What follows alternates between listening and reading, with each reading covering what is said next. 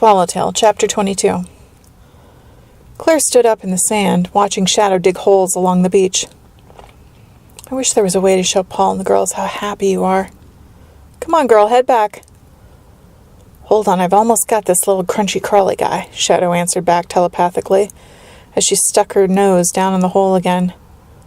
Oh, all right. Shanna ran back up to the house and jumped up on Claire, licking her face. Claire sat back down in the sand, hugging and kissing her old friend. Oh, go on back to your digging, Claire laughed, feeling exhausted. For the second time since the day she'd crossed. Talking with animals must require more energy. Shadow came across as a hyper teenager. She had more than enough energy for both of them, running off to explore, while Claire rested. She was leaning back on her elbows, thinking about Em's necklaces, Anna's ring, and Michael's quarters, wondering how many signs she was capable of juggling at once, when she spotted something unusual out on the water, a long, flickering blue line. Claire sat up, craned her neck, and squinted, but still couldn't figure out what it was. She decided to get up to investigate. As she neared the water's edge, the light grew brighter. She was knee-deep in the surf when she remembered she could think herself right to the source. Oh my God, it's a cord! Jennifer Robles had sunk deep below the surface by the time Claire reached her.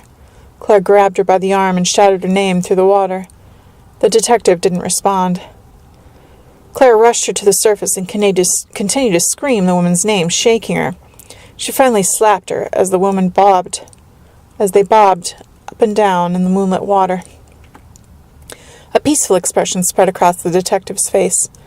Another slap, and Jennifer startled. Her eyes fluttered open. She instinctively clung to Claire's neck and began to gasp and cough. The detective appeared to be completely disoriented. Claire watched her blink in disbelief, but she knew the instant Jennifer recognized her. "Shit!" Jennifer gasped. "Oh, shit!" she yelled and tried to get away. "Jennifer, wait!" Claire screamed. "I don't know what's happening, but I don't think you're crossing over. I think you still have a choice," Claire insisted. "If I'm seeing you, this can't be good," Jennifer argued and tried to break free. "See this?" Claire shouted, raising the glowing blue cord from the water.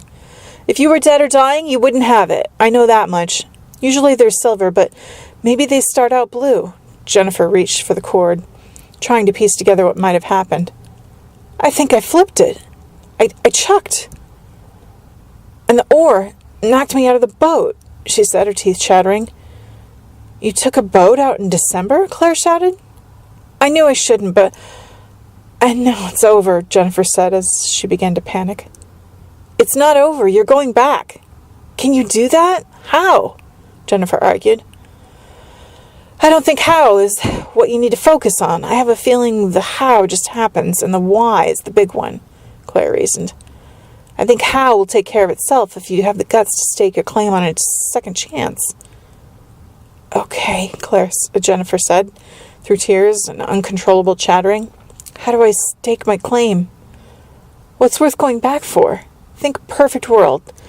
What would you go back and change?" Claire demanded, squeezing her shoulders as hard as she could as the two of them tread water. "I hate being a detective," Jennifer cried. "I don't ever want to work on another case like yours again," she screamed into Claire's face. Claire cried with her. "I can't go back, but I think you can. What are you going to do? Quit? Take Anna under my wing?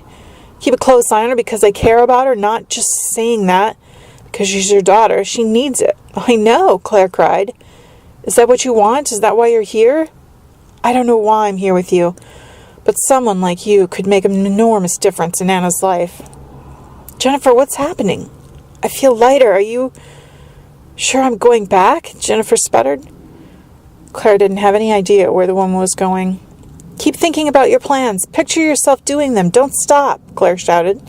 "Something's pulling my arm," Jennifer cried as she watched the limb fade away. Black water spread through the detective's body. Within seconds, Claire was bobbing on the surface alone. The light from her beach house flickered in the distance. Shadow's voice filled her head, calling out her name. Claire focused on the dog and thought herself back to the shore. She threw her arms around Shadow's neck as she looked out at the water and saw nothing but blackness. Claire let go of Shadow, thought of Jennifer's face, and focused with every ounce of energy she had left. When she opened her eyes, a man below her was shouting for help between chest compressions on the body of a blue-faced woman. It was Jennifer, but she wasn't moving. Claire spotted a surprisingly large flashlight next to the man's foot. She placed one hand on the flashlight and one hand over Jennifer's heart, right through the hands of the man trying to save her. With the next compression, Claire thought as hard as she could. Pull with one hand and push with the other. The detective convulsed, coughing up water as she swung her arms at her rescuer, a gaunt jogger with a backpack full of bricks and dark circles beneath his eyes. The man rolled the coughing detective onto her side as the ambulance pulled up. "She's drooling down the back of your coat, Dad," Anne whispered as she followed them up the stairs. "I knew she'd fall asleep in the van if you cranked the heat. Mom used to do that." Paul stepped on a stuffed animal, stumbling and kicking it aside as he entered Em's room, but she didn't stir. "Help me get her out of her snowsuit." He laid Em down on her bed, and together they removed her damp hat, mittens, and snowsuit. Anna hung them over a chair to dry while Paul lifted them off the bed and pulled her comforter back. "I've got to get rid of Shadow's stuff while the girls are out of the house. Maybe Colin can take them to the mall, but first I have to tell them." Anna sat down at the little table. Paul felt her gaze on him, watching him tuck Em in and kiss her on the forehead. "When are they bringing the kitten back?" Anne folded her arms across her chest. Paul reached up with both hands and grasped the canopy frame above his head. He rested his head against one arm and gave Anna an apologetic smile. "Tomorrow. I know. It's going to be a little strange having a cat around here, but Sal said he'd give us the whole setup. Litter box and the works. You okay with the kitten?" "He's cute, but I don't want those white hairs all over my black stuff. He can sleep with Em. My room is off limits. There's no way Shadow's going to share my room with a cat. She's got seniority." Paul bit his cheek, mentally preparing himself for the unavoidable. But Anna switched topics. "Are Sal and Michael really going to go back to the cabin with Grandma?" "Sure looks like it. That should be an adventure, huh?" Anna picked up a broken orange crayon Em had torn the paper from and rolled it between her fingers. "Don't forget, you have to buy Em the biggest thing of crayons at the end of the school year, that carousel thing. Mom promised." Paul walked over to the table and gingerly sat down on the little red chair across from her. "Right. Keep reminding me. Did you see the little chandelier Colin got her?" Anna asked as she drew a horse on a scrap of paper. Paul shook his head and smiled. "For the girl who has everything." Abruptly tossing the crayon down on the table, Anna blurted, "Let's cut the crap." Paul held his breath and twisted his wedding ring around his finger. "Shadow's gone, isn't she?" Paul exhaled, reached across the table, and took her hand.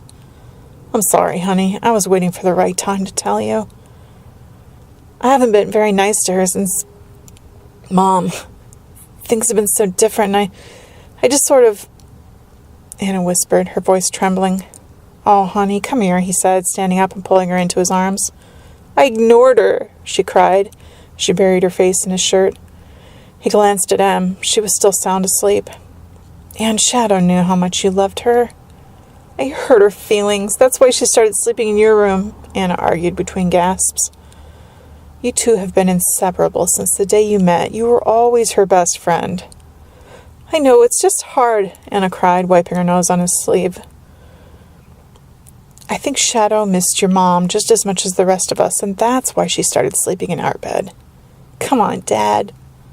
Hey, you and I aren't the only ones who smelled your mom's things. One day I found Shadow in her closet smelling her shoes." Anne laughed and covered her mouth, trying not to wake Em.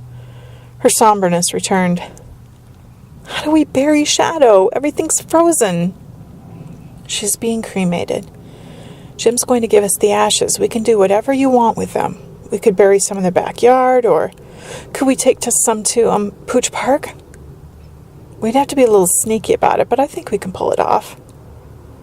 Grandma thinks Shadow's going to be around, that she might give us a sign or something," Anna added in a quiet voice. "We'll have to keep our eyes open." Paul rubbed her back and chased the thought from his mind. "Shadow's at Mommy's house, by the ocean," Anne mumbled. Startled, Paul responded before he turned around, thinking it was a question. Yeah, honey, she is. He braced himself for another round of tears, but Em was still asleep. He gave Anna a confused smile and shrugged. Anna giggled. She's talking in her sleep. Shadow could play with Snowball if she was with us, Em mumbled. I'm sure she would have, Paul responded and gave Anna a wink, wondering how long he could engage Em in conversation. Intrigued, they stood by Em's bed, waiting for more. Her eyes still closed, Em smiled. She can run fast now. I'm sure she can, Paul said, making a face and shaking his head at his lame response. Mommy says she chases seals on the beach. Mommy? Mommy and Shadow are together? Of course. What else is Mommy saying? Paul's eyes grew wide, his body stiffened, and he felt Anna grab his sleeve, but he couldn't take his eyes off him. He reached for the bedpost to steady himself as a memory of Shadow, barking at the birds in their backyard, flashed through his mind. Seals or seagulls? He stared at Em as she curled her fingers around one of her paperclip necklaces. Yeah, seagulls, Em answered dreamily and puckered her lips as if she were kissing someone. Yes, tell him, Em. Claire was savoring the looks on their faces when a desperate voice filled her head. Claire, please. You've got to come now. It had been months since she'd heard it, but the unmistakable sound of Julia Farrelly's voice filled her head.